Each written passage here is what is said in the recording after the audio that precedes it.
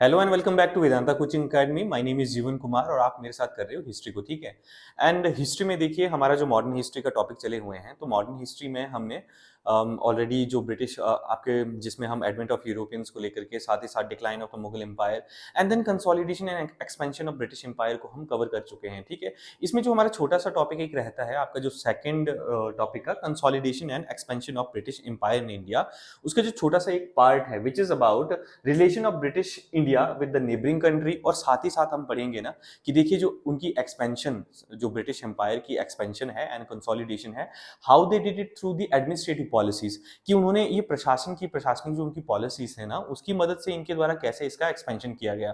तो आज का जो हमारा टॉपिक रहने वाला है that is about this relation with the neighboring state and as well as also expansion and consolidation through the administrative policies। अब देखिए आपके paper of point of view से आपको क्या करना है, इसमें जितने भी आपके द रिलेशन थ्रू जो नेबरिंग कंट्री है उनके साथ दिए हुए हैं, यू नीड टू रिमेंबर जो मोस्ट इंपॉर्टेंट इन्फॉर्मेशन रहती है ना कि इनके साथ अगर कोई वॉर हुई है, जो युद्ध हुआ है, तो वो किसके टाइम पीरियड में हुआ है, who is the governor general at the time, है ना। और अगर कोई ट्रीटी वगैरह साइन हुई है तो कौन सी ट्रीटी साइन करी है। ठीक है, बहुत ही छोटे से टॉपिक हैं ये, है ना, जिसमें बहुत जल्दी आपका कवर होने वाला है। और important information है that is about like the war that we have fought and the policy that was adopted by the present governor general of India के, उस समय के जो भी आपके गवर्नर जनरल रहे होंगे उनके द्वारा कौन सी पॉलिसीज इंट्रोड्यूस की गई, एंड कौन कौन से जो वॉर वगैरह फॉट की गई। ठीक है। तो सबसे पहले अगर हम एंग्लो भूटानी रिलेशन की बात करते हैं तो this is also a neighbouring country. इसमें क्या होता है कि देखिए पहली बार जो ब्रिटिश इनका कन्फ्लिक्ट रहता है दैट इज अराउंड 1816 के आसपास। It started around 1816 and then इसमें क्या होता है कि आपका जो असम है उसको भूटान से ऑक्यूपाई कर लिया जाता है। ठीक है। 1860 में अगर हम एंग्लो भूटानी संबंध के बारे में देखते हैं तो फर्स्ट कन्फ्लिक्ट आपका 1816 के टाइम पीरियड पे शुरुआत होती है। अब देखिए इस समय तक आपका क्या हो रहा है, 1816 के आसपास जो ब्रिटिश है दे आर ऑलरेडी बेसिकली, जो भारत की अगर हम बात करते हैं ना तो उन्होंने काफी अच्छा खासा एक्सपेंशन कर लिया हुआ है। लास्टली 1816 के पीरियड में इंडिया में जो उनका कन्फ्लिक्ट चला हुआ है that is with the Anglo Marathas के साथ जो वॉर है। ठीक है। एंग्लो मराठा के साथ आपने याद रखना है जो थर्ड वॉर है, थर्ड वॉर या कन्फ्लिक्ट, ठीक है, third battle, third Anglo Maratha conflict आपका जो है वो इंडिया में चला है विच इज अराउंड 1816 से लेकर के 1817 में रहता है। तो इसी टाइम पीरियड के दौरान क्या है, देखिए ब्रिटिश के द्वारा आपका जो असम का रीजन है that was occupied from the Bhutanese. और यही बात आपने याद रखनी है कि देखिए it became the reason for the conflict with the Burma के साथ जो इनका कन्फ्लिक्ट शुरू होता है ना 1826 के आसपास। तो this was the region because it they occupied this particular region from the Bhutanese. अब जो नेक्स्ट इसमें जो आपकी डेवलपमेंट होती है ड्यूरिंग दिस पर्टिकुलर रीजन, तो किन के टाइम पीरियड पे, देखिए लॉर्ड एलिंग के टाइम पे they had to face the defeat. Lord एलिंग के टाइम पे क्या होता है कि इनके द्वारा रेड किया जाता है इन आसपास की टेरिटरीज को and basically they provide a stiff resistance. इनके द्वारा क्या किया जाता है कि काफी अच्छी खासी इनको रेजिस्टेंस प्रोवाइड की जाती है and they were defeated in that as well. अब लॉर्ड एलिंग आपके गवर्नर जनरल कब है ड्यूरिंग द टाइम, देखिए जब हमारे पास कैनिंग है आपके ड्यूरिंग द पीरियड ऑफ 1857 का रिवॉल्ट एंड रिवॉल्ट के बाद भी आपके जो गवर्नर जनरल रहते हैं, ठीक है, वो है आपके कैनिंग। अब कैनिंग के बाद जो नेक्स्ट आते हैं आपके लॉर्ड एलिंग, ठीक है, एल्गिन। अब Elgin during his particular period इनके द्वारा क्या किया गया, उस समय तक देखिए आपकी जो ब्रिटिश प्रोक्लेमेशन जो कि इंग्लैंड की महारानी, ठीक है, इंग्लैंड की महारानी के द्वारा 1858 में एक प्रोक्लेमेशन जारी की गई। अब प्रोक्लेमेशन के तहत क्या कहा गया था, प्रोक्लेमेशन के तहत ये कहा गया 1858 की प्रोक्लेमेशन के तहत क्या गया कि ब्रिटिश क्या करेंगे, ये तो नतीजा था आपका रिवॉल्ट ऑफ 1857 का। तो इसमें क्या करेंगे कि they will not interfere into the Indian territories, उनके जो आंतरिक मामलों में है, into the internal affair of the Indian territories, Indian princely state है ना, एंड द फर्दर जो ऑक्यूपेशन है, जो फर्दर ऑक्यूपेशन एंड एक्सपेंशन है that will not be taken forward, कि उस चीज को आगे नहीं लिया जाएगा। ठीक है।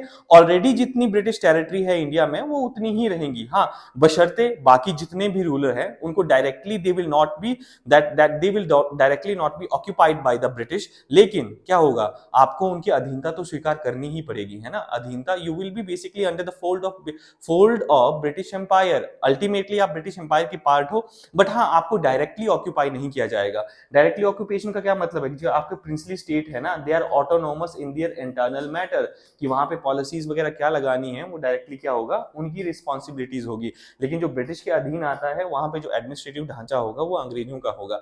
तो तभी आप देखते हो कि at the time of Indian independence how many princely state were there, 565 princely state were there, ठीक है।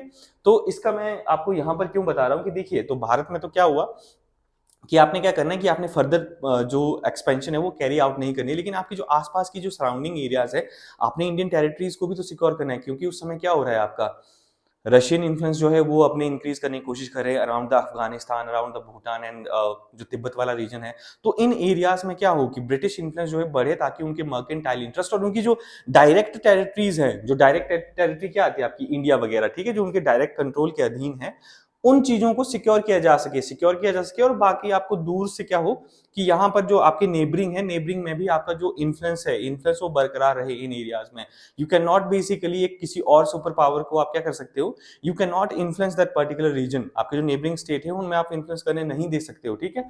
That was the policy basically they were acquiring over here. अब होता क्या है, ठीक है, इसके बाद ड्यूरिंग हिज पर्टिकुलर पीरियड, जब आपके जॉन लॉरेंस होते हैं आपके governor general of India, at then time क्या होता है आपका, ये जो भूटान है that became the part of Indian empire, या बोल सकते हो ब्रिटिश इंडिया की इन्होंने जो है वो अधीनता स्वीकार कर लिया, एंड देन दे सरेंडर्स, ठीक है। उसके बाद हम पढ़ेंगे एंग्लो नेपाली रिलेशन को। तो देखो एंग्लो नेपाल का रिलेशन को जब हम पढ़ते हैं तो आपका हिमाचल में भी ना, आप हिमाचल के एग्जाम के लिए प्रिपरेशन कर रहे हो, जैसे टीजीटी के एग्जाम में बहुत सारा पोर्शन रहता है और वहां पे एक बहुत बड़ा चंक जो है ये आपको देखने को मिलता है नेपाल का जो इंडियन हिमाचली की हिस्ट्री है उसके ऊपर इन्फ्लुएंस। अब क्या है वो, during the time of the Sansar चंद के टाइम पे जब ये काफी पावरफुल हो गए होते हैं इन द गढ़वाल और उत्तराखंड वाले रीजन में, तो आपके बिलासपुर के राजा एंड ऑल दी पहाड़ी राजा जो है वो मिलकर एक कोलिशन बना करके basically they invite him to attack the Sansar Chand, और उनको कन्फ्लिक्ट करने के लिए वो आपका अलग मैटर है। तो एट दैट सेम टाइम क्या होता है कि आपका इनका ब्रिटिश के साथ भी कन्फ्लिक्ट शुरू होता है। अब ब्रिटिश के साथ जो कन्फ्लिक्ट है ना, आपने एक बात याद रखनी है, that is not just because क्योंकि उनके पास क्या हो गया, आपका जो गढ़वाल कुमाऊं वाला रीजन है वो आ गया आपके पास, ठीक है, जो कि अभी प्रेजेंट डे उत्तराखंड में है, ठीक है।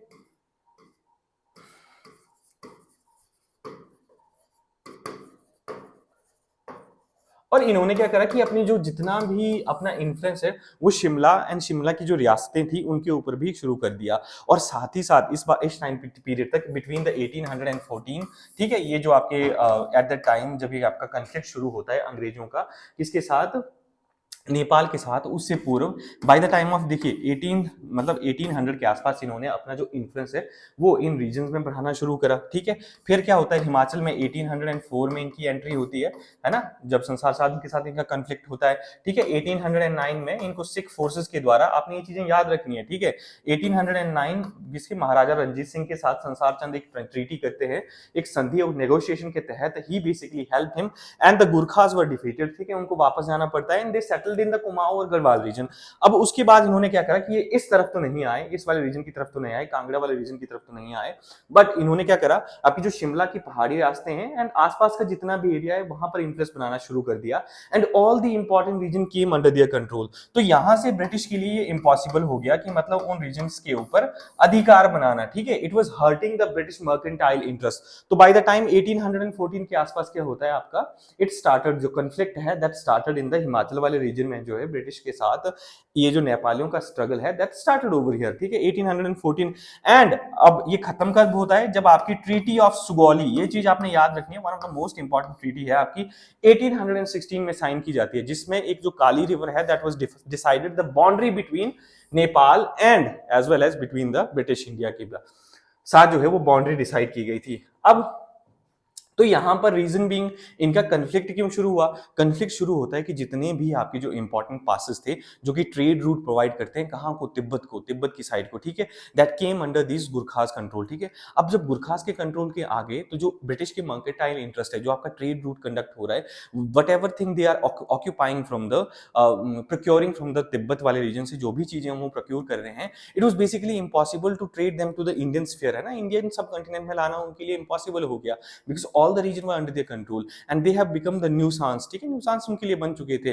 इसीलिए it was at that time जो आपका conflict है वो inevitable हो जाता है and the conflict started in the November 1814, ठीक है, and it ended by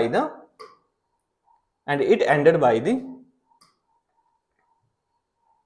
1816 के आसपास से खत्म होता है, 1816 में when the treaty of Sugauli was sign, ठीक है।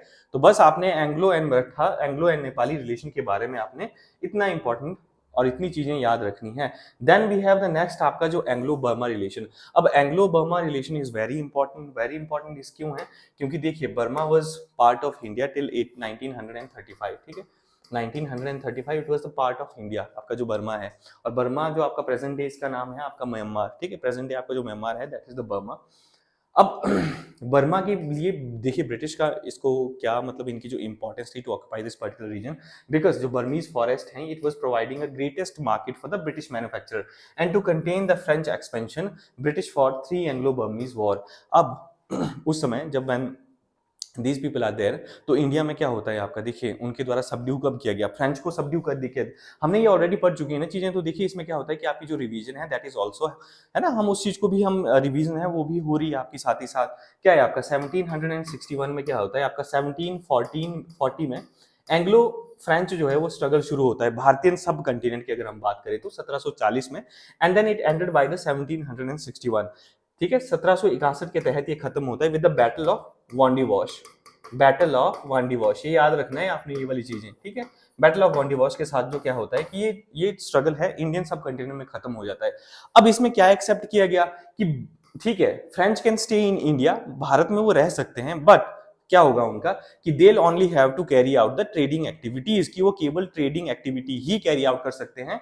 दे can not enter into the Indian politics, ना तो वो पॉलिटिक्स ना ही अपने साम्राज्य की एक्सपेंशन की बात यहाँ पर भारत में रह सकते हैं। And they will stay with in India under the supremacy of the British empire, ठीक है। ब्रिटिश एम्पायर की सुप्रीमेसी के तहत जो है वो भारत में रहेंगे, ये चीजें एक्सेप्ट की गई। और उनको जो पौंडीचेरी की उनकी सीट थी that was given back to them, ठीक है। ये सारी शर्तें, बट उनका जो इन्फ्लुएंस है वो आसपास के एरियाज में तो है ना, और यही इन्फ्लुएंस को कम करने के लिए, बिकॉज देखिए उस समय की अगर हम इस 18वीं और 19वीं शताब्दी की अगर हम बात करते हैं, one of the two major colonial power जो है आपकी वर्ल्ड में दैट इज द फ्रेंच, है ना, एंड ब्रिटिश, ठीक है। फ्रेंच एंड ब्रिटिश, इनके पास ऑलमोस्ट आपका वर्ल्ड जो है वो डिवाइडेड है ना। कई एरियाज में जो आपके अफ्रीका वगैरह है वहां पे फ्रेंच है, ब्रिटिश भी प्रेजेंट है। अमेरिका में ब्रिटिश है एंड फ्रेंच भी प्रेजेंट है, ठीक है। इंडियन सबकॉन्टिनेंट में फ्रेंच है, ब्रिटिश भी प्रेजेंट है। एवरीबडी इज देयर, कहीं पे ये पावरफुल है, कहीं पे ये पावरफुल है। हाँ, although British was became more powerful in Indian subcontinent and ultimately जिसके पास भारतीय सब कंटिनेंट में कमान आ गई वो he became the actual ruler of the world, है ना। जैसे कि आपका ब्रिटिश एम्पायर है, because of the vast resources जो कि इंडिया के इनके पास आ गए, इंडियन की जो वेल्थ जो है वो इनके पास आ गई, रिसोर्सेज इनके पास आ गए। तो देखिए इसी के एवज में जो अब ब्रिटिश में इंग्लैंड में इस समय क्या हो रहा है आपकी, आप देखोगे बाय द टाइम ऑफ 1793 से लेकर के 1816 के बीच में यहाँ पे जो पीरियड दिखाया उस समय आपने एक और बात याद रखनी है, वर्ल्ड में जो आपकी पहली औद्योगिक क्रांति शुरू होती है ना that started in England. England में आपकी इंडस्ट्रियल रेवोल्यूशन स्टार्ट हुई है and they need more and more क्या रॉ मटेरियल की उनको जरूरत है। तो रॉ मटेरियल कहाँ से प्रोक्यूर किया जा रहा है, इंडिया से भी प्रोक्यूर किया जा रहा है एंड आसपास के जितने भी रीजन है जहां से ये सिक्योर कर सकते हैं, ठीक है, वहां से करेंगे। इसीलिए आपका जो प्रोवाइडिंग अ फॉरेस्ट रीजन है दैट वाज प्रोवाइडिंग क्या, एक रॉ मटेरियल और दूसरा ब्रिटिश मैन्युफैक्चरर्स के लिए मार्केट भी वहां पे प्रोवाइड कर रहा है। Because the thing that is being क्या हो रहा है आपका, जो वहां पे प्रोड्यूस हो रही है वो कहीं ना कहीं उनको बेचनी भी तो है ना। और जो एक्सेस है अब इंडिया की तो उस समय तक केवल ईस्ट इंडिया कंपनी को दी गई थी, तब जाकर के आपका जब सेकंड चार्टर एक्ट आता है आपका 1815 का चार्टर एक्ट आता है, उसमें क्या होता है, उसमें तब जाकर के मेंशन किया जाता है कि जो बाकी हैं, बाकी के प्रोड्यूसर जो इंग्लैंड में प्रोड्यूसर है उनको क्या किया जाए, उनको भी मार्केट का एक्सेस दिया जाए। जैसे यहाँ पे ये ढूंढ रहे हैं कि अगर चलिए ठीक है हमारे को इंडिया में नहीं मिला हुआ है, बाकी जो इंग्लैंड में प्रोड्यूस कर रहे हैं वहां इंडिया में केवल ईस्ट इंडिया कंपनी को ही है, तो बाकी एरिया का एक्सेस हमें दे दीजिए, ठीक है। अब बाकी का एक्सेस इनको चाहिए था, इसीलिए यहाँ पे ये बर्मा में काफी इंटरेस्टेड है, तभी जाकर के बर्मा को ऑक्यूपाई करने के लिए आपने ये चीजें याद रखनी है। क्या हो रहा है, स्ट्रगल हो रहा है, ठीक है। तो फ्रेंच के इन्फ्लुएंस को कम करने के लिए, उनके फॉरेस्ट को ऑक्यूपाई करने के लिए, दूसरा मार्केट एक्सेस के लिए, ये सारे रीजन है विच बेसिकली क्या होता है कि led to the control of the Burma, और बर्मा के साथ उनका जो है वो स्ट्रगल शुरू होता है। दूसरा हमने बात करी कि फर्स्ट एंग्लो बर्मीज वॉर 1824 और 26 के बीच में, and then at the time Lord Amherst जो है आपके, is the governor general of India. And पहली एंग्लो बर्मीज वॉर का रीजन क्या था, जब भारत के द्वारा, भारत के में जो ब्रिटिश ईस्ट इंडिया कंपनी के द्वारा आपका असम इमीडिएट कॉजेज की अगर हम बात कर सकते हैं ना, तो जो उसको ऑक्यूपाई किया गया था, इट वाज आल्सो इनमें it led to the unrest among these areas, ठीक है। अब अनरेस्ट हुआ, देन इट वॉर स्टार्टेड आपकी 1824 से लेकर में स्टार्ट होती है, 1826 में ये खत्म होती है, किसके साथ, विद द ट्रीटी ऑफ यान्डुबू। तो ये ट्रीटी ऑफ यान्डुबू है ना आपके पेपर में जो आपका प्रीवियस ईयर्स हैं उसमें बहुत बार पूछी गई है। एक तो क्या होता है देखिए आपका इनकी ना जो 3 बार आपका स्ट्रगल रहा है, ये 3 बार आपका कंटिन्यू हुआ कि फर्स्ट वॉर हुई, सेकंड हुई, थर्ड हुई, तो आपको क्रोनोलॉजिकल ऑर्डर पूछ ले जाता है, who is the governor general at that particular point of time, और दूसरा अगर ये वॉर हुई और खत्म हुई तो किस टाइम पीरियड में हुई, and what was the treaty that was sign. ठीक है, तो पहली ट्रीटी ट्रीटी ऑफ यान्डुबू के साथ ये खत्म होती है इन 1826। अब दूसरा जो है आपका 1852 में शुरुआत होती है।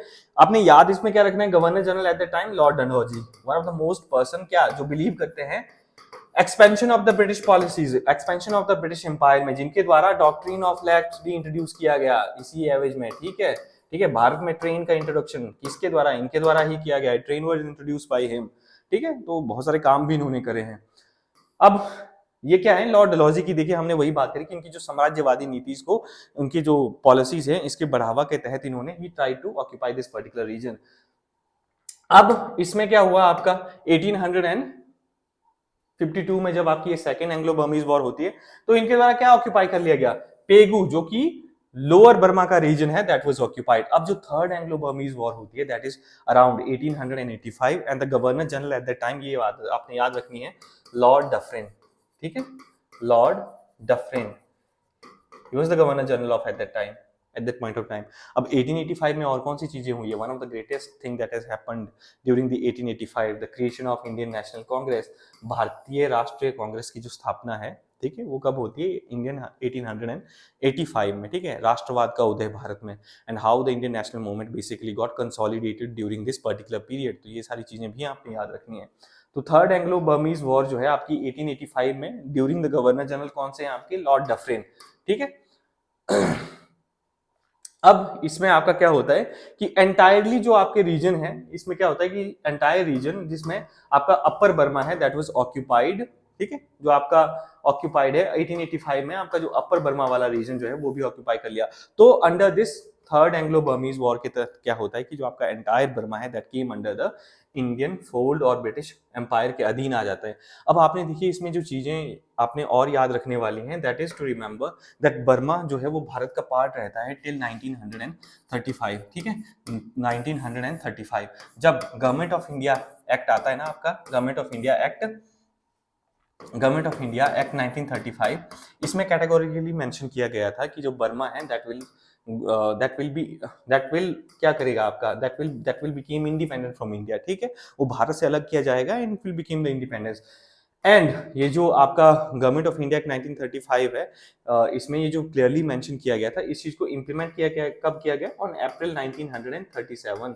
ठीक है, तो अप्रैल 1937 में ये रेटिफाई कर दिया गया कि now the Burma is officially independent from India. ठीक है, तो आपने ये चीज याद रखनी है कि बर्मा को देखिए ऑक्यूपाई किया कब किया गया, 3 आपके स्ट्रगल हैं 24-26 में, उसके बाद 1851 में, देन उसके बाद आपका कब आता है 1885 में during the reign of lord Dufferin के टाइम पीरियड में, जब ये बर्मा को ऑक्यूपाई कर लिया गया, it remain the part of direct, देखिए ये it was the direct part of British empire, British India की डायरेक्ट पार्ट है। बाद में गवर्नमेंट ऑफ इंडिया एक्ट आपका 1935 आता है, ठीक है, which was government of India act 1935, उसमें उसको अलग कर दिया जाता है। एंड ये जो एक्ट है वो रेटिफाई कब किया गया, 1937 में। और एक और चीज आपने ये याद रखनी है, ठीक है, जो 1935 की जो गवर्नमेंट ऑफ इंडिया एक्ट है उसकी रूपरेखा कब तैयार की गई थी, 1930 में, कब, recommendation of Simon commission. Simon commission ने 1930 में ये रिकमेंडेशन दी गई थी। ठीक है, 1930 में साइमन कमीशन जो है ना भारत में, जो कि बेसिकली भारत की कॉन्स्टिट्यूशनल फ्रेमवर्क को देखने के लिए भारत में आया गया था, है ना, कि भारत जो है वो कॉन्स्टिट्यूशन के लिए रेडी है या नहीं, अगर हम फ्रेम भी करते हैं तो कौन करेगा, किस तरह की उसकी रूपरेखा होगी। तो 1930 में क्या होता है आपका, ये जो साइमन कमीशन है उसके द्वारा रिकमेंडेशन की गई थी, जो कि क्या, बर्मा को अलग करने की, and then it was included in 1935 और ultimately Burma became independent from India in 1937। तो ये आपके फैक्ट हैं कुछ जो आपने याद रखने हैं। ठीक है, उसके बाद तिब्बत के साथ संबंध, अब देखिए तिब्बत के साथ आपका जो संबंध है बेसिकली वो किस चीज से कंसर्न्ड है कि रशियन इन्फ्लुएंस को तिब्बत में रोकना, रशियन इन्फ्लुएंस को इसलिए रोका जाएगा because Russian eight the time becoming very powerful, है ना। अब देखिए 1900 का जो पीरियड है, that is at the point of time, जो 1900 का पॉइंट है, शुरुआती दशक है, वहाँ पे क्या चेंजेस होते हैं, चेंजेस बहुत सारे होते हैं वहाँ पे, ठीक है। आपकी जो रशियन रिवोल्यूशन है 1917 के आसपास होती है, तो देखिए उस समय एक बहुत बड़ी एक इम्पीरियलिस्टिक अगर हम पावर की बात करते हैं तो रशिया बन के उभरता है, and Russia was expanding it's जो टेरिटरीज हैं उनको वो काफ़ी ज़्यादा क्या कर रहा है कि फैला रहा है। And eight that point of time क्या होगा कि ब्रिटिश जो है, जो एक बहुत बड़ी इम्पीरियलिस्टिक पावर है in India, they will not allow this thing कि उनका क्या हो कि तिब्बत के ऊपर इन्फ्लुएंस हो या अफगानिस्तान में इन्फ्लुएंस हो, इन्हीं के रीजन को ऑक्यूपाई करने के लिए, सिक्योर करने के लिए there is always a constant struggle between them. तो जो है ना, पहला क्या होता है आपका, इनकी arms and ammunition coming from the Tibet are lord Curzon के टाइम पे। तो लॉर्ड कर्जन के टाइम पे क्या होता है, देखिए लॉर्ड कर्जन के टाइम पे there is a one thing he did कि जो भी रशियन इन्फ्लुएंस है उसको रोका गया इनके द्वारा, लॉर्ड कर्जन के द्वारा। And then there was a treaty of Lhasa जो है वो साइन की जाती है, ठीक है। ट्रीटी ऑफ लासा जो है वो साइन की जाती है कि किसको, ट्रीटी ऑफ लासा आपने याद रखना है कि कब साइन की गई, 1904 में। बेसिकली क्या था ये, ड्यूरिंग एट द टाइम कौन है आपके, Lord Curzon, one of the most famous personality in Indian history, क्यों रहती है कि बंगाल का विभाजन, ताकि क्या हो सके, भारत में क्या हो सके, यूनिटी को कहीं ना कहीं किस तरह से उसको डिवाइड किया जा सके।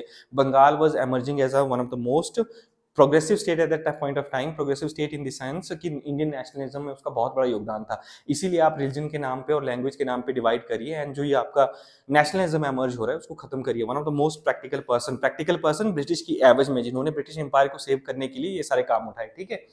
बाकी और बहुत सारे किए गए। देखिए यहाँ पे ही न्यू कि अगर इनको रशियन इन्फ्लुएंस को रोकना है तो he had to do something, और रशियन इन्फ्लुएंस को कहाँ पर, तिब्बत वाले रीजन में, ठीक है, which can ultimately hurt the British sentiment and British interest, उनके हितों को कहीं ना कहीं ये हर्ट कर सकता है। इसीलिए ही basically what he did, he try to frame the policy, and 1904 में ट्रीटी ऑफ लासा जो है वो साइन की गई, जहां पर इनके द्वारा कन्विंस किया गया लामाज एंड ऑल को कि they will not interfere in the whatsoever matter is being happened over here. अब इसका सिग्निफिकेंस क्या क्या क्या रहा, तो देखिए 1907 में एक रशियन एंग्लो कन्वेंशन होती है, एंड द सिग्निफिकेंस वाज कि इनके मामले में जो भी तिब्बत के ऊपर, देखिए क्या होगा कि तिब्बत के ऊपर अगर कोई भी नेगोशिएशन और सुझाव होता है तो उसमें क्या होगा, that will not be conducted without the Chinese intervention, की चाइनीज इंटरवेंशन के विदाउट कोई भी जो है वो सुझाव नहीं होगा। इस बात पे ये अड़ जाते हैं, ठीक है।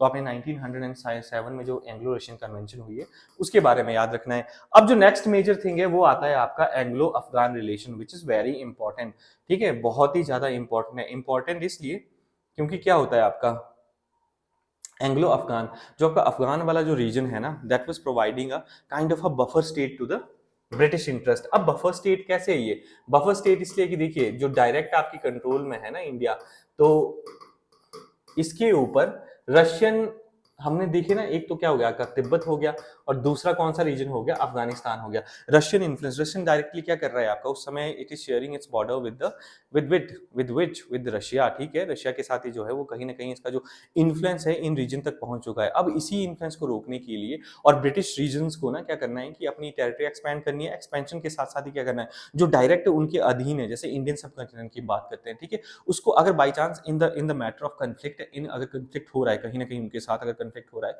तो उस कंफ्लिक्ट में क्या एक बफर जोन की तरह पहले देखिए उनकी जो डायरेक्ट अंदर टेरिटरी जो आती है ना, उस चीज से पहले उनको रोका जा सके, कहां पर, अफगानिस्तान वाले एरिया में, अगर eight the time of the conflict, ताकि जो डायरेक्ट अंडर कंट्रोल वाली टेरिटरी है जैसे इंडियन सब कॉन्टिनेंट में, उनको बचाया जा सके। एंड द बफर जोन क्या है आपका, अफगानिस्तान हमेशा क्या करे, एक बफर जोन की तरह काम करे। दूसरा क्या है कि उन्होंने, अगर हम डायरेक्टली भी इसमें इंटरफेयर नहीं करते हैं तो क्या होगा कि एक इन्फ्लुएंस जो है वो हमारा रहना चाहिए, ठीक है, the influence should be of the British, है ना, ब्रिटिश का इन्फ्लुएंस जो है वो डायरेक्टली इन्वॉल्व होना चाहिए, कहां पर, Afghanistan and the neighbouring regions में, ठीक है। तो जो आपका फर्स्ट अफगानिस्तान वॉर है उसमें क्या होता है, एंग्लो अफगान वॉर आपकी 1839 से 42 के बीच में होती है, एंड जो दोस्त मोहम्मद है उनको एक इंडिपेंडेंट रूलर की तरह एक्सेप्ट कर लिया जाता है। अब देखिए इसमें आपने ये याद रखना है कि बेसिकली फर्स्ट अफगान वॉर जो हुई थी ना, फर्स्ट अफगान वॉर के दौरान ये तय हुआ था कि we will not be directly interfering into the matter of these people, ठीक है। उसके एवज में ब्रिटिश को काफी नुकसान झेलना पड़ा था फर्स्ट एंग्लो अफगान वॉर। अब आपने याद क्या करना है केवल की हुई कब है, ठीक है, 1839 से लेकर के 42 के बीच में the first Anglo Afghan war हुई है। लॉर्ड ऑकलैंड जो है ना उस समय he is the governor general of India, ये याद रख लेना है, लॉर्ड ऑकलैंड, AUCKLAND। ठीक है, और रीजन बीइंग कि बेसिकली इसको एक बफर जोन की तरह तैयार किया जाए ना, ताकि जो इंडियन टेरिटरीज हैं अंडर द ब्रिटिश कंट्रोल उनको क्या किया, उनको सिक्योर किया जा सके। अब होता क्या है, यहाँ पे ब्रिटिश को काफी नुकसान झेलना पड़ता है, तो इस वॉर के बाद ये तय किया जाता है कि basically we will not directly interfere into the Afghan matter, कि अफगान में वहां के रूलर्स को ही हम रहने देंगे, कि जो इनका इंटरनल मैटर है that will be under the Afghan rulers. ठीक है, इसीलिए इन्होंने रिकग्नाइज भी कर दिया, कि इसको दोस्त महोदय को रिकग्नाइज भी कर दिया। हाँ, जो लार्जेस्ट स्फीयर है, जो इन्फ्लुएंस वो रहेगा, बट इससे ये तय किया गया कि जो अफगानिस्तान में है ना, देखिए कहीं ना कहीं ये ब्रिटिश जो प्रेस्टीज है उसको भी ठेस पहुंची थी, because they had to face so much loss over here. अब लॉस फेस करना पड़ा, तो इससे क्या होता है कि basically what did they say, they said कि we will not directly interfere in the matter, interfere नहीं करेंगे, but we will control and maintain the influence. ठीक है, अब दूसरा जो आपका शुरू होता है at the time, it was at the time of the lord Lytton के टाइम पे। ठीक है, लॉर्ड लिटन के टाइम पे तो उन्होंने क्या करा, लॉर्ड लिटन ने इन्वेड करने की कोशिश करी अफगानिस्तान को, and after the Sher Ali and then treaty of Gandak was sign between the Yakub Ali and the British. ठीक है, तो शेर अली के टाइम पे क्या होता है, आपके लॉर्ड लिटन जो है यहाँ पे इन्वेड करते हैं, इन्वेड करने के बाद इसमें ट्रीटी ऑफ गंडक जो है वो साइन की जाती है। तो यू नीड टू रिमेंबर कि उस समय भारत में गवर्नर जनरल कौन है आपकी सेकंड वॉर के टाइम पे, लॉर्ड लिटन है। एंड देन जो कन्फ्लिक्ट शुरू होता है उस समय जो अफगान के रूलर कौन है, he is the Sher Ali. And शेर अली के भागने के बाद the treaty was sign, treaty of Gandak with the Yakub Ali and the British. ठीक है,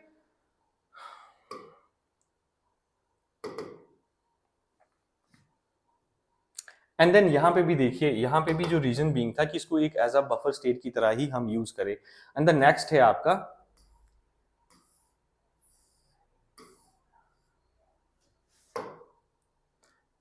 लॉर्ड लिटन के बाद आपको एक बात और याद रखनी है कि देखिए ना, इनके बीच में दो युद्ध का जो मेन रीजन था ना, कि जो हमारे बॉर्डर हैं दैट वाज नॉट, जो border of the British East India company, British East India company was not basically on a scientific line के ऊपर, वो क्या था, डिसाइडेड नहीं था, साइंटिफिक लाइन के ऊपर डिसाइडेड नहीं था। अब ये ना कि there is always a confusion between कि जो कौन सी एरियाज हैं वो ब्रिटिश के अधीन आ रहे हैं और कौन सी एरियाज नहीं है। पहले इन्होंने क्या करा, अगर हम स्टार्टिंग की बात करते हैं at the time of beginning of 19th century के, जिसमें देखिए हमने ये पढ़ा जो फर्स्ट वॉर, वो तो बिगनिंग ही हुआ ना आपका, जो फर्स्ट 3 दशक है 1839 से लेकर के 42 के बीच में, क्या है आपका, उस समय they are basically trying to create this as a buffer state, है ना, बफर स्टेट की तरह उसको यूज करना चाहते हैं। बाद में जब रशियन इन्फ्लुएंस जो है वो सुप्रीम होता जा रहा है, Russian is being more and more powerful and imperialistic in nature, तो क्या करा, इन्होंने डायरेक्टली इसको अपने फोल्ड में लाने की कोशिश करी। अब फोल्ड में देखिए ना, दो तरह से इनको इंक्लूड किया गया है। एक तो आपकी जो जॉन लॉरेंस की पॉलिसी है, जिसमें बोलते हैं मास्टरली इनएक्टिविटी की पॉलिसी। इसमें क्या था ना कि हम क्या करेंगे कि अफगान के आंतरिक मामलों में हम कोई इंटरफेयर नहीं करेंगे। लेकिन लिटन क्या करते हैं कि basically we should not follow that policy. उस पॉलिसी को फॉलो ना करते हुए क्या करेंगे हम, we can occupy this particular region, और ऑक्यूपाई करके why do we have to make it directly as a buffer state, but buffer state को छोड़ करके दूसरा इसको क्या करें, हम अपने अधीन जो एरियाज हमारे आते हैं उनको एक साइंटिफिक लाइन पे क्या करें कि उनके साथ बॉर्डर डिसाइड करके एंड इन्फ्लुएंस को मेंटेन करें। ठीक है, तो ये जो पॉलिसी है आपकी थर्ड टाइम पे, सेकंड टाइम पे, it was adopted by the lord Lytton. आपने ये चीज याद रखनी है।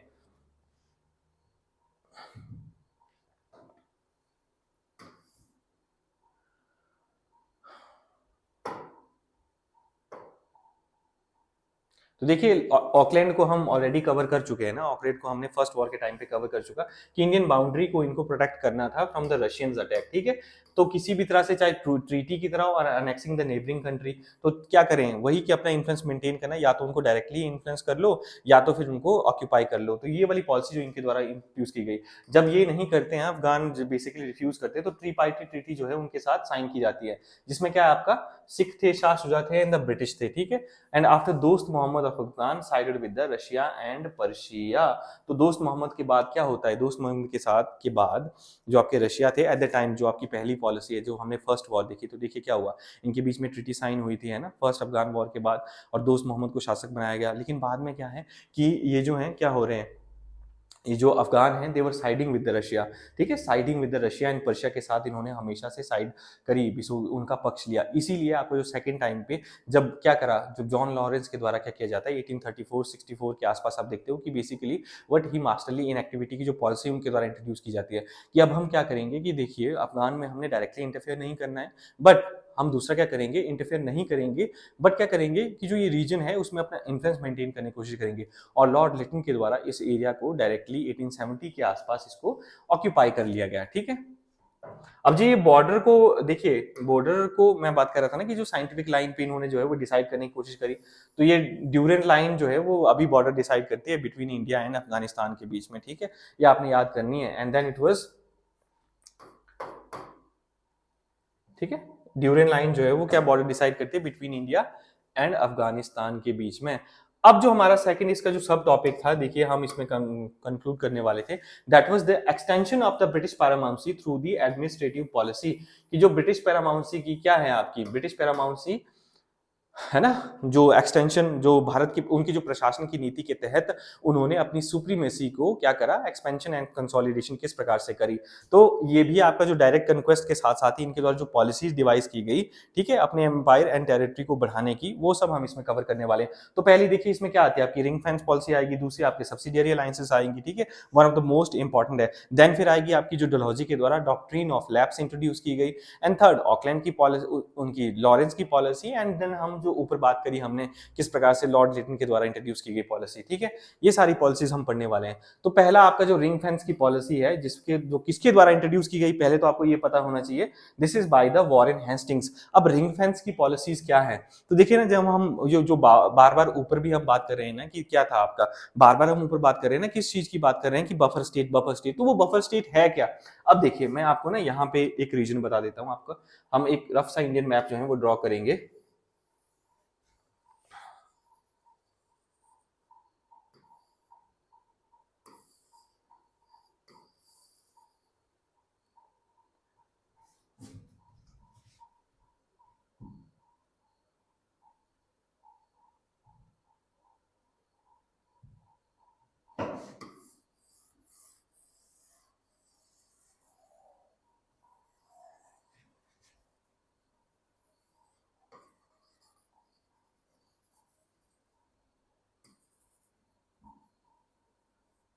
ठीक है, ये हमने ये वाला रीजन ही काफी है हमने जो मैप ड्रॉ करने के लिए। तो देखिए at the time Warren Hastings के टाइम पे क्या है, ये आपका जो बंगाल वाला रीजन है, दिस इज द बंगाल वाला रीजन।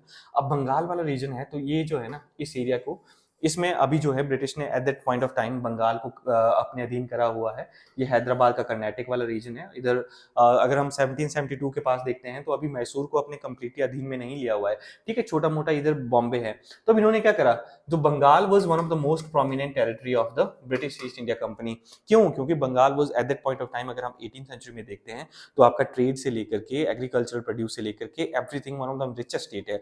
अब इसको एक्वायर करने के लिए, इसको सेफगार्ड करने के लिए, इसको सेफगार्ड करने के लिए क्या करा, आपका जो अवध वाला रीजन है, यहाँ पर देखिए अवध वाले रीजन को क्या कर लिया इन्होंने, इन्होंने अपने जो आसपास के क्षेत्र है ना, उनको अपने इन्फ्लुएंस और अपने स्फीयर में लाने की कोशिश करी। ठीक है, अपने इन्फ्लुएंस और अपने स्फीयर में, तो Awadh was the first state to do so, है ना। अब अवध को क्या करा इन्होंने, अवध में देखिए यहां पर क्या करा, it was basically came under the their influence, इनके ब्रिटिश के इन्फ्लुएंस के अंदर, इनके इन्फ्लुएंस के अंदर आ गया। तो Awadh as a buffer zone use किया जाएगा। जो अवध की जितनी भी टेरिटरी है ना, it was used as a buffer zone. किनके टाइम पे, अगर यहां से कोई अटैक होता है, उस समय देखिए 18th सेंचुरी में क्या हो रहा है आपका, बार बार हमने देखा नादिर शाह जो फॉरनर इन्वेजन है, नादिर शाह की इन्वेजन, अहमद शाह अब्दाली की इन्वेजन है ना अपने दिल्ली के ऊपर, इंडियन बहुत सारी इंडियन टेरिटरी में। And there is another one of the most prominent military power in India at that time, वो कौन है आपके, मराठास। और मराठास का मेजर, मराठा देखिए ना बहुत बड़ा एम्पायर, अगर हम मराठा एम्पायर को ड्रॉ करें तो ऑलमोस्ट ऑलमोस्ट ये सारे एरिया, ये जो है ना यहां से लेकर के यहां तक, अगर आप यहां पर देखें तो इट वाज क्या है आपका, it was under the Maratha control. ठीक है, अब मराठास के कंट्रोल के अंडर है, तो वो क्या कर रहे हैं, उनका जो मेजर था, देखिए मेजर उनका जो सोर्स ऑफ क्या, major source of their revenue की बात कर लें या उनके मतलब जो कलेक्शन करते थे वो पैसों की, that was the red, during the red. ठीक है, रेड करके आसपास के नेबरिंग एरियाज को रेड करके, तो बंगाल को सिक्योर करने के लिए बंगाल के ऊपर देखिए मुर्शिद कुली अली खान और साथ ही साथ आपके अलीवर्दी खान के टाइम पे, Alivardi Khan when he became the ruler, उनके टाइम पीरियड पे बंगाल में बहुत बार जो है वो अटैक किया गया। तो इसी चीज को रियलाइज करा किसके द्वारा, आपके वॉरेन हेस्टिंग्स को, कि मराठाओं की रेड्स को रोकने के लिए वी नीड क्या, हमें एक बफर जोन की जरूरत है, हमें एक ऐसी टेरिटरी की जरूरत है जिसमें क्या हो सके कि अगर इन केस मराठास अटैक करते हैं या कोई बाहरी यहां से अटैक होता है, तो क्या हो कि बंगाल को डायरेक्टली, बंगाल के ऊपर डायरेक्ट अटैक होने से पहले हमें एक ऐसा एरिया मिले which is not directly our control, जो हमारी टेरिटरी के अधीन नहीं आता है, जैसे कि बंगाल है ना, और क्या करे जो हमारे एक्चुअल इंटरेस्ट है उसको सिक्योर किया जा सके। तो यहां पे इन्होंने क्या करा कि अवध में क्या करी, आपने अपनी मिलिट्री जो है वो स्टेशन करनी शुरू कर दी। अब अवध में क्या होगा कि अगर अटैक होगा भी तो आप क्या करेंगे कि अवध में उनको रोक लेंगे, और जो जितना भी नुकसान होगा वो अवध को होगा, एंड क्या होगा जो बंगाल है उस चीज को आप क्या कर लोगे, आप सिक्योर कर लोगे। तो यही है रिंग फेंस की पॉलिसी के तहत क्या किया गया कि आपके आसपास की जो नेबरिंग एरिया है उनको सिक्योर किया गया, उनके इन्फ्लुएंस बनाया गया और वहां पे क्या करा कि आपने अपनी जो ट्रूप्स हैं, जो आपकी सेना है, उसको क्या कर दिया, उसको स्टेशन कर दिया, ताकि eight the time of attack चाहे वो आपका इन्वेडर बाहरी इन्वेडर से हो रहा है या फिर आपके मराठास की तरह हो रहा है, उनको इन जगहों पे रोका जा सके, ताकि यहाँ पे जो ब्रिटिश फैक्ट्रीज हैं, जो ब्रिटिश इंटरेस्ट हैं, चाहे उनका जो भी एरियाज इनके अधीन है, उनके जो डायरेक्ट कंट्रोल के अधीन है, उनको सिक्योर किया जा सके। ठीक है, रिंग फेंस पॉलिसी आपकी यही थी केवल।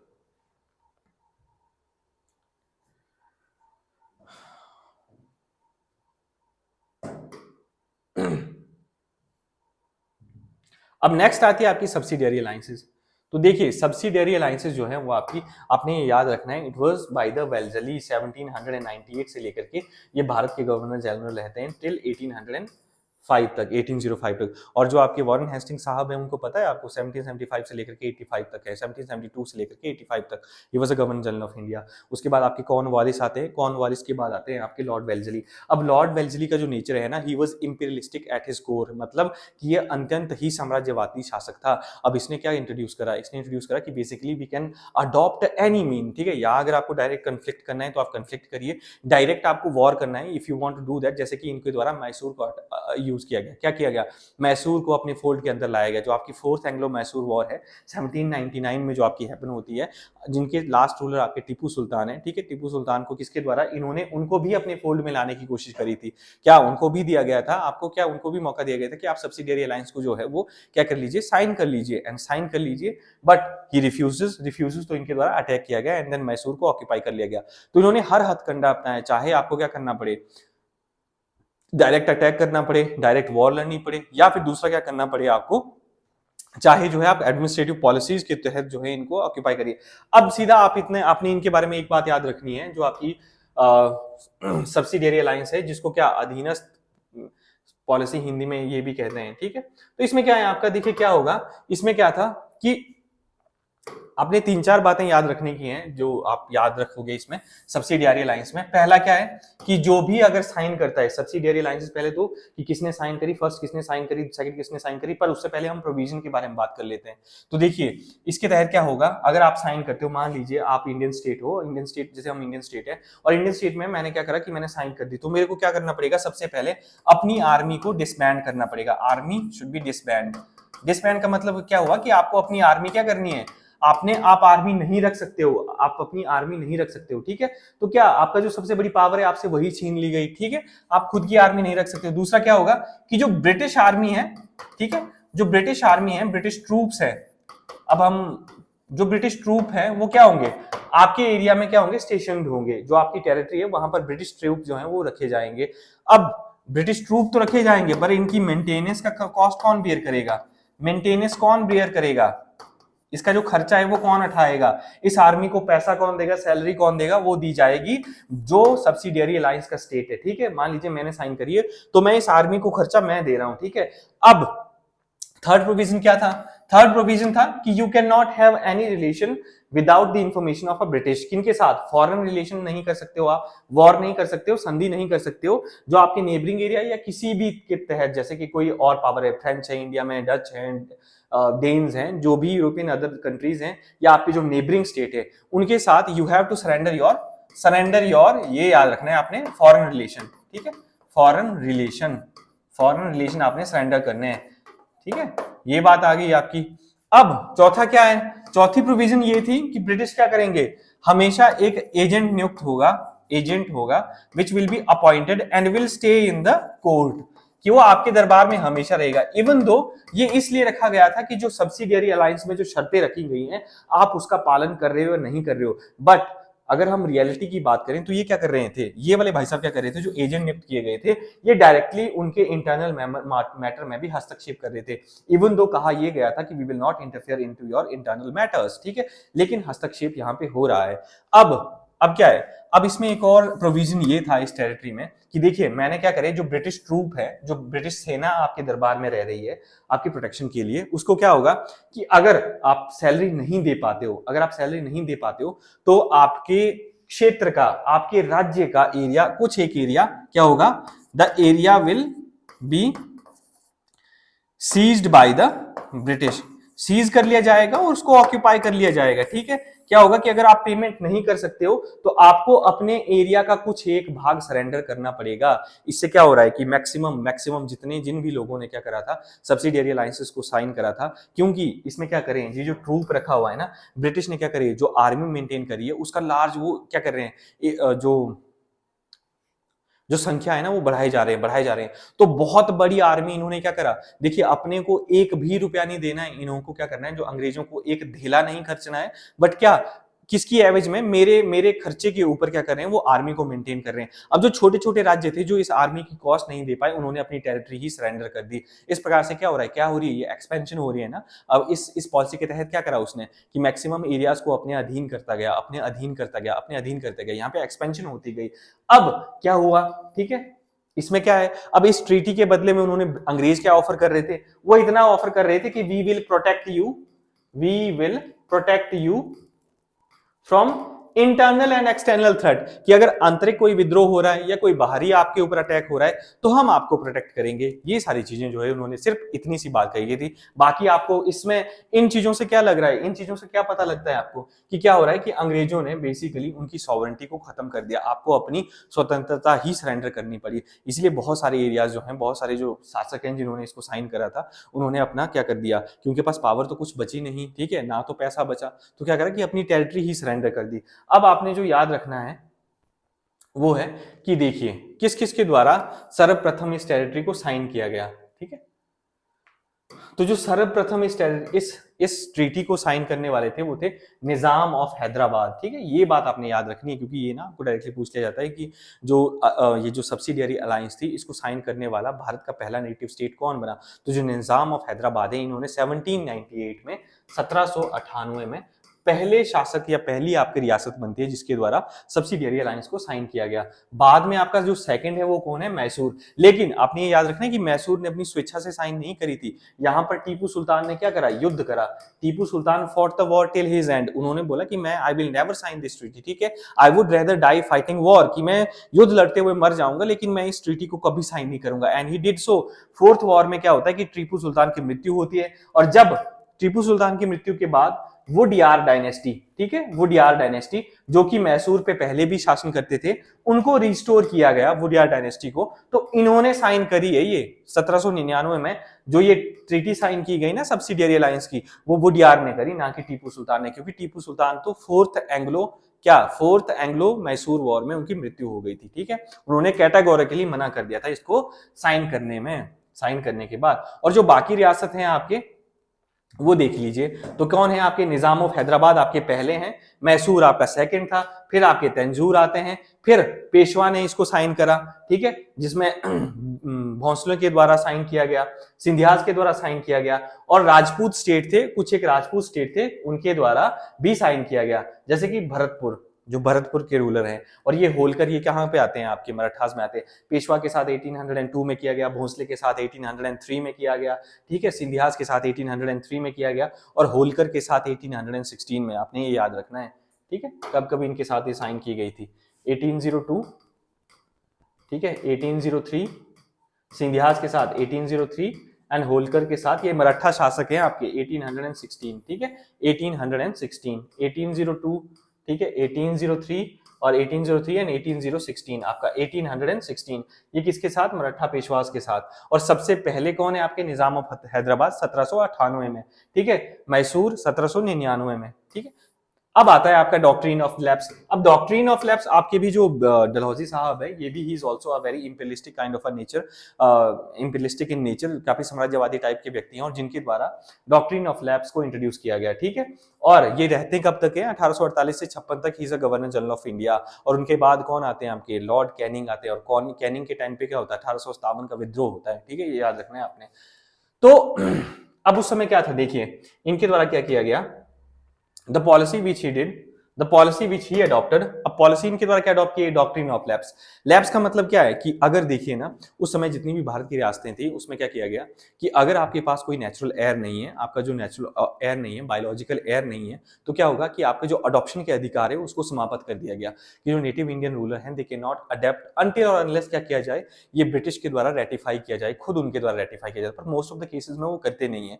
तो सीधा सा प्रोविजन था लॉर्ड डलहौजी के द्वारा इंट्रोड्यूस किया गया कि अगर आपके पास आपका कोई उत्तराधिकारी नहीं है, स्वयं का पुत्र नहीं है, तो आप क्या करोगे, गोद नहीं ले सकते हो। अब गोद नहीं ले सकते हो तो क्या होगा, जो आपकी टेरिटरी है ना, that will lapse and will go to the British empire, ठीक है, क्या हो जाएगा, वो लैप्स हो जाएगी एंड ब्रिटिश एम्पायर को चली जाएगी।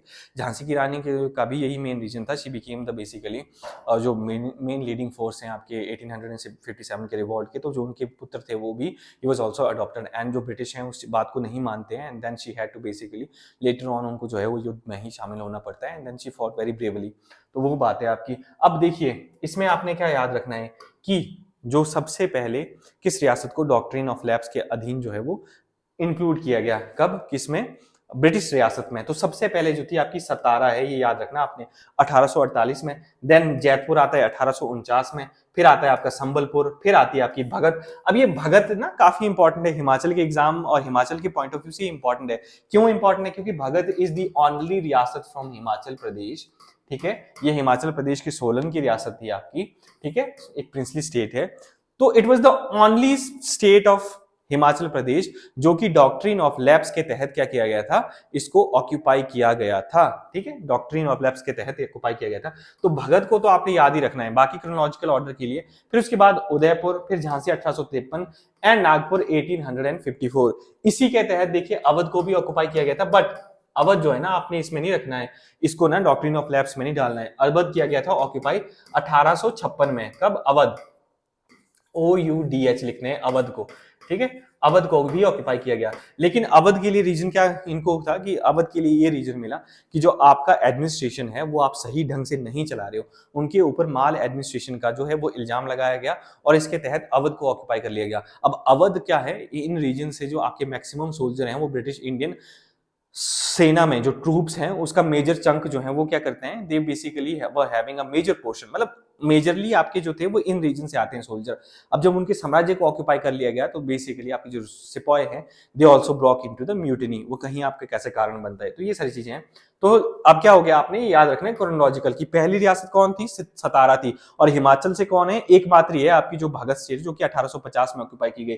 झांसी काफी इंपॉर्टेंट है, तो झांसी से भी रिलेटेड आपका आ सकता है। और अवध आपका सबसे लास्ट है जो ऑक्यूपाई किया गया था इस तहत, लेकिन पॉलिसी डॉक्ट्रिन ऑफ लैप्स नहीं है, वहां पे क्या रीजन दिया गया, माल एडमिनिस्ट्रेशन का रीजन किया। और वो कब हुआ, 1856 में, ठीक है।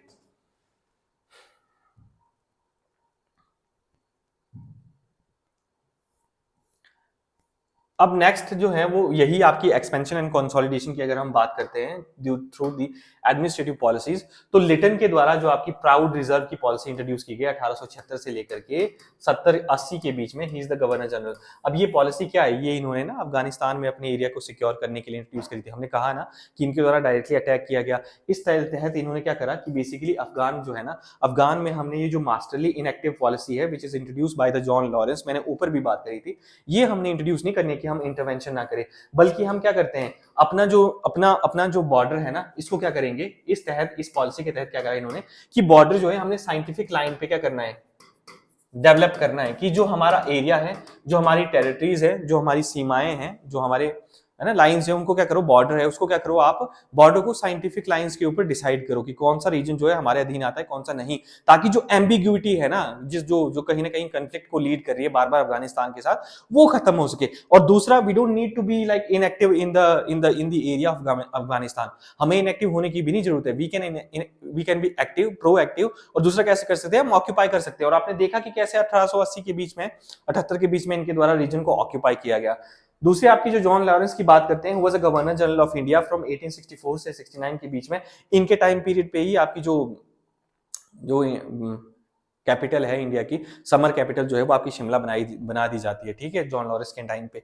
ये बात आपने याद रखनी है। तो इनके द्वारा इनएक्टिव वाली पॉलिसी क्या थी, ये काफी ना इनकी इनकी वैल्यूएबल पॉलिसी भी मानी जाती है कि देखिए अफगानिस्तान के हमारा जो स्ट्रगल है वो कंटिन्यूअस है और परसिस्टेंट है, ठीक है, वो चला ही आ रहा है। एंड अफगानिस्तान हमारे लिए एक बहुत बड़ा वैल्यूएबल रिसोर्स बन सकता है, किसमें, अटैक के टाइम पे, अगर if there is any invasion, Russian invasion या कोई और इन्वेजन होती है, तो हम क्या करेंगे कि basically we don't need to interfere into their matter, हमें उनके आंतरिक मामलों में हस्तक्षेप करने की कोई जरूरत नहीं है।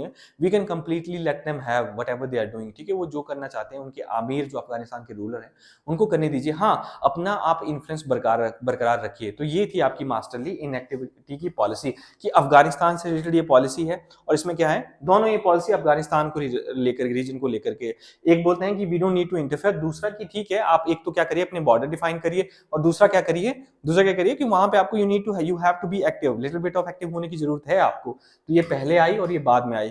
तो ठीक है, इसके साथ ही जो हमारा आज जो सेकंड टॉपिक था आपका एक्सपेंशन और कंसोलिडेशन का, वो खत्म होता है। In the next lecture will be starting क्या, आपका जो Indian reaction to the British policies, कि भारत का रिएक्शन क्या रहता है। रिएक्शन इन द सेंस हम पढ़ेंगे कि कैसे, देखिए आपकी जो ये धीरे धीरे ये जो पॉलिसीज इंट्रोड्यूस की गई ना, इससे क्या होता है कि आपकी एक्सप्लॉइटेशन शुरू होती है ऑफ द इंडियन पीपल, जो पीजेंट्स हैं आपके, जो वर्किंग क्लास है आपकी, जो आर्टिसन है उनका, ठीक है, और उनका कैसे धीरे धीरे जो है वो discontent towards the British rule start होता है।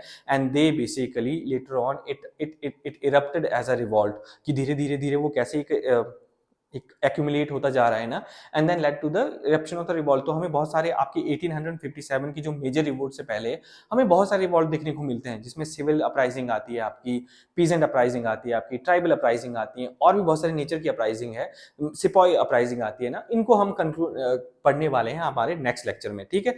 तो